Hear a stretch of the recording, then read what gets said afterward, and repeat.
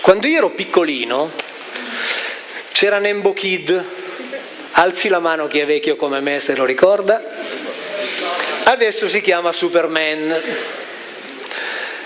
Nembo Kid è stato inventato negli anni 30 del secolo passato da due ebrei e il suo nome è Kal-El, che in ebraico significa El rapido e leggero. Suo padre è Jor-El, El di luce o luce di El. È uno che arriva da un altro pianeta, è più forte degli uomini, ma è mortale come gli uomini, esattamente come gli Elohim biblici. Nessuna differenza. Nessuna differenza. Da dove arriva? Da Krypton o Krypton, che in greco significa nascosto, luogo non conosciuto. Salmo 24. Stiamo proprio viaggiando, ma bisogna divertirsi altrimenti. Poi io so cosa mi costano queste cose in rete, però. Salmo 24 è il salmo che Monsignor Balducci, quel monsignore del Vaticano che aveva l'incarico di studiare la vita extraterrestre, lo vedete su YouTube, cita come prova del fatto che la Bibbia conosceva la vita fuori dalla terra. E lui cita i primi versetti. Al Signore appartiene la terra e quanto contiene, l'universo e quanti lo abitano. Quindi con una distinzione netta tra la terra e l'universo e quanti lo abitano. No, è uguale, perché è Tevel, quello che vi ho fatto vedere prima. È questo qui, che significa mondo, terra, universo.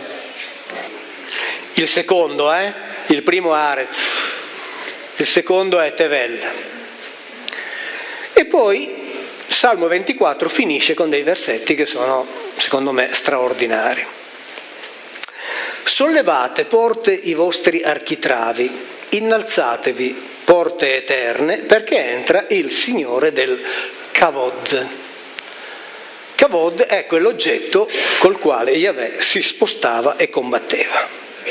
Ma chi è questo Signore del Kavod? Il forte, l'eroe in battaglia.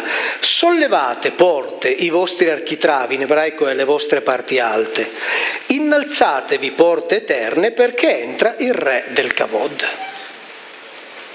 Ora qui porte sono chiamate in due modi diversi.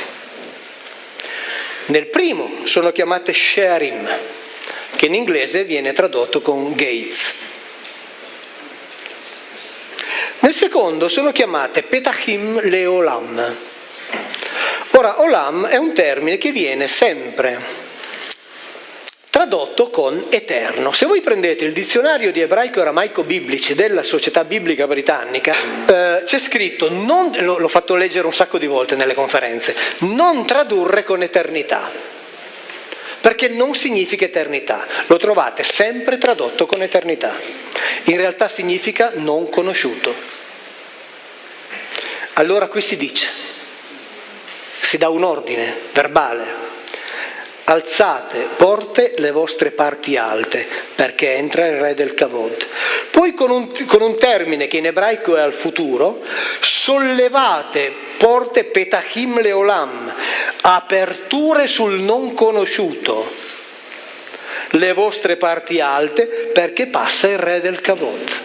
Quindi ci sono due porte, delle porte qui che si aprono, entra il re del Kavod, e poi delle porte che si aprono sul non conosciuto, dove passa il re del Kavod. Queste cose qui richiamano i viaggi di Ra, che entrava in un tunnel attraverso delle porte, in quel tunnel viaggiava ad una velocità elevatissima che non dipendeva da lui e andava a uscire attraverso altre porte su quello che gli egizi chiamano Amduat, cioè il mondo di là, che non è il mondo dei morti, è il mondo da cui arrivano attraverso queste porte. E nel libro La caduta degli dei ci sono addirittura le zone del cielo dove sono collocate queste porte, collocate dai Veda, che dicono che l'universo è popolato da almeno 400.000 specie umanoidi, di cui molte sono arrivate qui o portate qui.